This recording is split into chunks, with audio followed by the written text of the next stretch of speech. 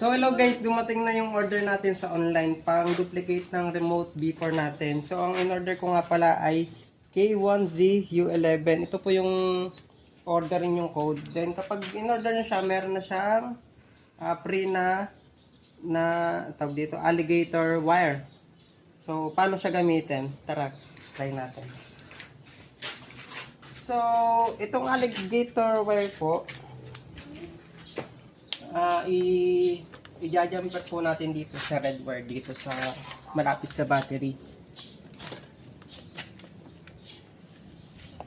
Yan. Lahat ng mga keyless na Honda Click merong ganyan. Hanapin nyo lang. Yung dalawa yung ano. Then ito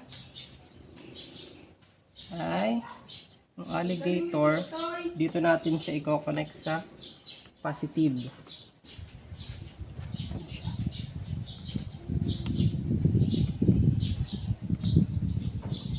Yan, sa positive ng battery.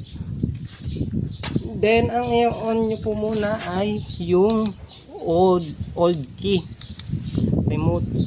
Then yung bago ay naka-off po dapat siya.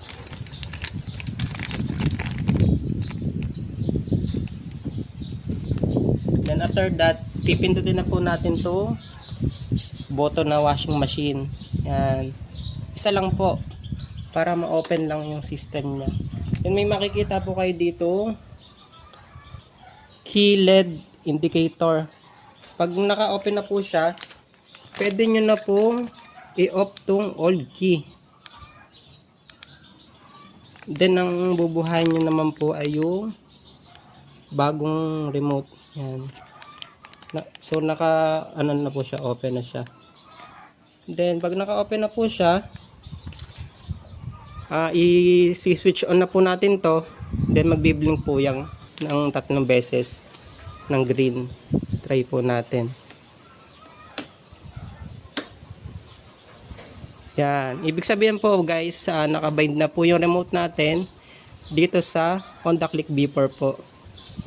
Then ang gagawin na lang po natin ay alisin na po natin tong, patay na po natin itong yung switch. Then alisin po natin tong alligator wire.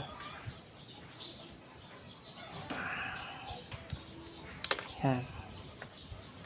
Then tatry po natin tong bagong remote kung sadyang nagbind na po talaga siya.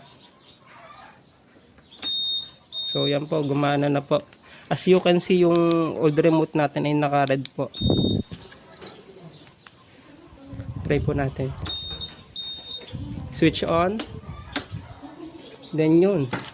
Ganun lang kadali guys mag-bind ng bagong remote natin.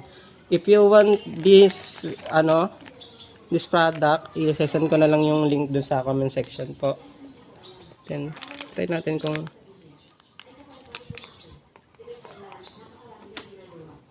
nag-a-alarm siya. Ito po.